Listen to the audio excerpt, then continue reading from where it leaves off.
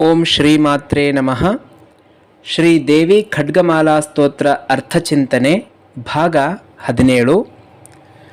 ಇನ್ನಾವಿಂದು ಅಷ್ಟಮಾವರಣ ಅಥವಾ 8ನೆಯ ಆವರಣದ ವಿಚಾರವನ್ನು ತಿಳ್ಕೊಳ್ಳೋಣ. ಶ್ರೀಚಕ್ರದ ಆವರಣಗಳನ್ನು ತಿಳಿತಾ ಹೋಗ್ತಾ ಇದ್ದೀವಿ.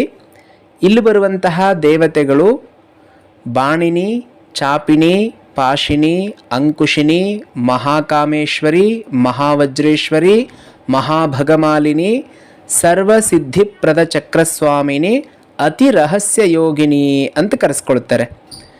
ಇದರ ಒಡತಿ ತ್ರಿಪುರಾಂಬಾದೇವಿ ಅಂದರೆ ಅಧಿಷ್ಠಾತೃ ದೇವತೆ. ಇವಳು ಅತಿ ರಹಸ್ಯ ಯೋಗಿನಿಯರಿಂದ ಸೇವಿತವಾಗಿರುವಂಥವಳು. ಸರ್ವಸಿದ್ಧಿಪ್ರದ ಚಕ್ರ ಅಂತ ಕರೆಸ್ಕೊಳ್ಳುತ್ತೆ. ಈ 8ನೆಯ ಆವರಣವನ್ನು ಸರ್ವಸಿದ್ಧಿಪ್ರದ ಚಕ್ರ ಅಂತ ಕರಿತೀವಿ. ಎಲ್ಲ ರೀತಿಯಾದಂತಹ ಸಿದ್ಧಿಗಳು ಉಂಟಾಗುತ್ತೆ ಇಲ್ಲಿರುವಂತಹ ದೇವತೆಗಳ ಒಲುಮೆಯಿಂದ. ಇಲ್ಲಿ ಬರುವಂತಹ ದೇವತೆಗಳಲ್ಲಿ ಮೊದಲನೇ 4 ದೇವತೆಗಳನ್ನು ನಾವು ಹಿಂದೆನೇ ನೋಡಿದ್ವಿ. ಬಾಣಿನಿ, ಚಾಪಿನಿ, ಪಾಶಿನಿ, ಅಂಕುಶಿನಿ ಅನ್ನುವಂತಹ ದೇವತೆಗಳು ಆ ಚಕ್ರದ ಹೊರಭಾಗದಲ್ಲಿ ನಿಂತು ರಕ್ಷಣೆಯನ್ನು ಮಾಡುವಂಥವರು ಅಂತ. ಆದರೆ ಇನ್ನೊಂದು ವಿಶೇಷವಾದಂಥ ಅರ್ಥ ಇದೆ. ಇಲ್ಲಿ ಬರುವಂತಹ ಈ ದೇವತೆ ತ್ರಿಪುರಾಂಬ ಅನ್ನುವಂಥವಳು ಈ ಆಯುಧಗಳನ್ನು ಧರಿಸಿದವಳು ಅಂತ. ಬಾಣ, ಚಾಪ ಮತ್ತು ಪಾಶ, ಅಂಕುಶ 4 ರೀತಿಯಾದಂಥ ಆಯುಧಗಳನ್ನು ಧರಿಸಿದ್ದಾಳೆ. ಯಾಕೆ ಅಂತಂದರೆ ಬಾಣಕ್ಕೆ ನಾವು ಸಾಟಿಯಾಗಿ ನೋಡೋದಾದರೆ 5 ರೀತಿಯಾದಂತಹ ಬಾಣಗಳಿದೆ. ಶಬ್ದ, ಸ್ಪರ್ಶ, ರೂಪ, ರಸ, ಗಂಧ. ಈ ಶಬ್ದ, ಸ್ಪರ್ಶ, ರೂಪ, ರಸ, ಗಂಧಗಳಿಗೆ ಮರುಳಾಗಿ ಮನುಷ್ಯ ತನ್ನನ್ನು ತಾನು ಮರೆತು ರಾಗದ್ವೇಷದಲ್ಲಿ ಬಿದ್ದು ಬಿಟ್ಟಿರ್ತಾನೆ, ಕಷ್ಟಪಡ್ತಾ ಇರ್ತಾನೆ, ದುಃಖಕ್ಕೊಳಗಾಗಿರ್ತಾನೆ. ಈ ತನ್ನ ಕೈಯಲ್ಲಿ ಧರಿಸಿದಂತಹ ಬಾಣಗಳ ಒಂದು ಸಾಂಕೇತಿಕವಾಗಿ ಜಗನ್ಮಾತೆ ನಿನ್ನ ಎಲ್ಲ ಕಷ್ಟಗಳನ್ನು ನಾನು ದೂರ ಮಾಡ್ತೀನಿ ಅಂತ ತೋರಿಸ್ತಾ ಇದ್ದಾಳೆ. ಹಾಗೆ ಬಾಣವನ್ನು ಧರಿಸಿರುವಂಥದ್ದು. ಹಾಗೆ ಪಾಶಿನಿ, ಅಂಕುಶಿನಿ ಅನ್ನುವಂಥದ್ದು ಅಷ್ಟೇ. ಪಾಶ ಅಂದರೆ ಹಗ್ಗ. ಹಗ್ಗವನ್ನು ಕೈಯಲ್ಲಿ ಹಿಡ್ಕೊಂಡಿದ್ದಾಳೆ.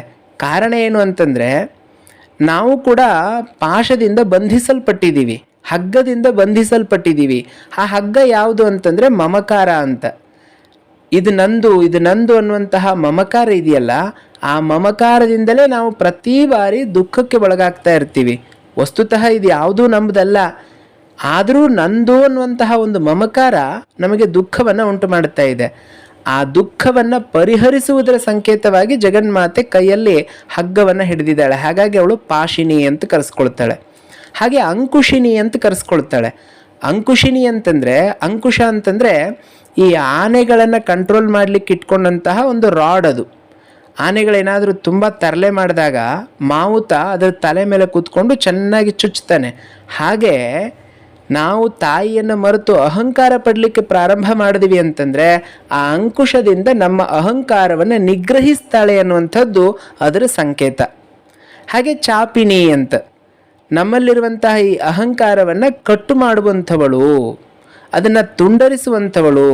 ರಾಗ ಅನ್ನುವಂಥದ್ದು ಉಂಟಾದಾಗ ಅದನ್ನು ತುಂಡರಿಸುವಂಥವಳು, ಬಂಧನವನ್ನು ತುಂಡರಿಸುವಂಥವಳು ಅನ್ನುವಂಥ ಅರ್ಥದಲ್ಲಿ ಚಾಪಿನಿ. ಬಾಣಿನಿ, ಚಾಪಿನಿ, ಪಾಶಿನಿ, ಅಂಕುಶಿನಿ ಈ 4 ಕೂಡ ಜಗನ್ಮಾತೆಯ ಆಯುಧದ ಸಂಕೇತ ಅಂತ ಅರ್ಥ ಮಾಡ್ಕೊಳ್ಬಹುದು. ಈ ಜಗನ್ಮಾತೆ ಯಾರು? ತ್ರಿಪುರಾಂಬ. ಆ ತ್ರಿಪುರಾಂಬ ಶಕ್ತಿ ಎಂಥದ್ದು ಅಂತಂದರೆ ಅವಳು ಮಹಾಕಾಮೇಶ್ವರಿ, ಮಹಾವಜ್ರೇಶ್ವರಿ ಮತ್ತು ಮಹಾಭಗಮಾಲಿನಿ.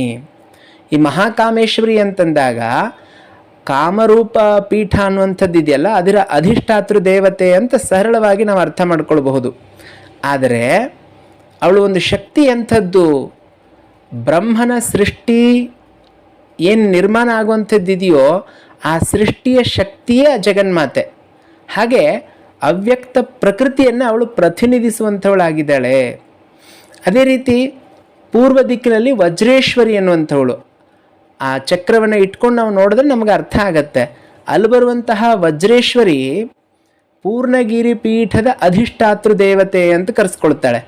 ಇವಳು ಸೂರ್ಯನನ್ನು ಸಂಕೇತಿಸುವಂತಹ ದೇವತೆ. ಹಾಗೆ ಜ್ಯೇಷ್ಠ ಅಂತಂದರೆ ಪ್ರಥಮಜ ಅಂತ. ವಿಷ್ಣುವಿನ ಒಂದು ಶಕ್ತಿ ಇದೆಯಲ್ಲ, ಸ್ಥಿತಿ, ಜಗತ್ತನ್ನು ಸ್ಥಿತಿಯಾಗಿಡೋದು ಅಂತಂದರೆ ನೋಡ್ಕೊಂಡು ಹೋಗುವಂಥದ್ದು, ಅದನ್ನು ಸರಿಯಾದ ರೀತಿಯಲ್ಲಿ ಇಡುವಂಥದ್ದು, ಆ ಶಕ್ತಿಯಾಗಿರುವಂಥವಳು. ಹಾಗೆ ಮಹತ್ ತತ್ವವನ್ನು ಪ್ರತಿನಿಧಿಸುವಂಥವಳಾಗಿರುವಂಥವಳು. ಇವಳು ಬಲಭಾಗದಲ್ಲಿ ನೆಲೆಸಿರ್ತಾಳೆ ಆ ಚಕ್ರದಲ್ಲಿ. ಹಾಗೆ ಭಗಮಾಲಿನಿ ಎನ್ನುವಂತಹ ದೇವತೆ ಜಾಲಂಧರ ಪೀಠದ ಅಧಿಷ್ಠಾತೃ ದೇವತೆ ಅಂತ ಕರೆಸ್ಕೊಳ್ತಾಳೆ. ಭಗಮಾಲಿನಿ ಅಂದರೆ ಏನು ಅನ್ನುವಂಥದ್ದನ್ನು, ಮಹಾಕಾಮೇಶ್ವರಿ ಅಂದರೆ ಏನು ಅನ್ನುವಂಥದ್ದನ್ನು ಬಹಳ ವಿಸ್ತಾರವಾಗಿ ಲಲಿತಾ ಸಹಸ್ರನಾಮದ ಅರ್ಥಚಿಂತನೆಯಲ್ಲಿ ನಾವು ನೋಡ್ತಾ ಬಂದಿದ್ದೀವಿ.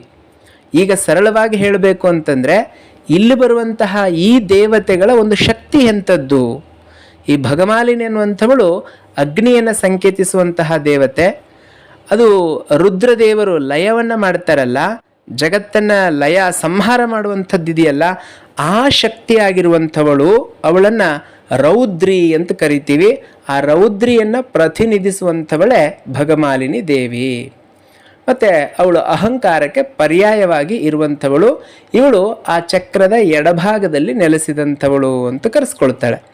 ಹೀಗೆ ಈ ಒಂದು 8ನೇ ಆವರಣದಲ್ಲಿ ಬರುವಂತಹ ದೇವತೆಯರು ಬಾಣಿನಿ, ಚಾಪಿನಿ, ಪಾಶಿನಿ, ಅಂಕುಶಿನಿ, ಮಹಾಕಾಮೇಶ್ವರಿ, ಮಹಾವಜ್ರೇಶ್ವರಿ, ಮಹಾಭಗಮಾಲಿನಿ.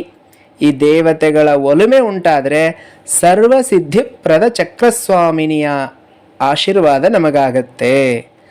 ಇವರೆಲ್ಲ ಅತಿ ರಹಸ್ಯ ಯೋಗಿನಿಯರು ಅಂತ ಕರೆಸ್ಕೊಳ್ತಾರೆ. ಸರಳವಾಗಿ ಅರ್ಥ ಇಷ್ಟೇ, ನಮ್ಮಲ್ಲಿರುವ ಅಹಂಕಾರ, ಮಮಕಾರ, ಅಜ್ಞಾನ ಇವುಗಳ ನಾಶವಾದರೆ ನಮಗೇನು ಬೇಕೋ ಅದೆಲ್ಲ ಸಿಗತ್ತೆ. ನಾವು ಅಂದ್ಕೊಂಡಿರ್ತೀವಿ ಶ್ರೀಮಂತಿಕೆ ಇದ್ದರೆ ಎಲ್ಲವೂ ಸಿಗತ್ತೆ ಅಂತ. ಬೇಕಾದಷ್ಟು ಜನ ಶ್ರೀಮಂತರು ದುಃಖದಲ್ಲಿರುವುದನ್ನು ನಾವು ಇವತ್ತು ನೋಡ್ತಾ ಇದ್ದೀವಿ. ಹಾಗಾಗಿ ಈ ನಾಮಗಳು ಹೇಳುವಂಥದ್ದು ನಮ್ಮಲ್ಲಿರುವಂತಹ, ಇಲ್ಲಿ ನಾವು ಇಷ್ಟೊತ್ತರೆಗೂ ನೋಡಿದಂತಹ ಅಜ್ಞಾನ ಅನ್ನುವಂಥದ್ದು ಏನಿದೆ ಅದು ನಾಶವಾದಾಗ ಸರ್ವಸಿದ್ಧಿ, ಎಲ್ಲ ಸಿದ್ಧಿ ಆಗೋಗುತ್ತೆ. ಮನುಷ್ಯನಿಗೆ ಮುಖ್ಯವಾಗಿ ಏನು ಬೇಕೋ ಅದು ಸಿದ್ಧಿ ಆಗತ್ತೆ. ಹಾಗಾಗಿ ಇದು ಅತಿ ರಹಸ್ಯ ಅಂತ ಕರೆಸ್ಕೊಳ್ಳುತ್ತೆ.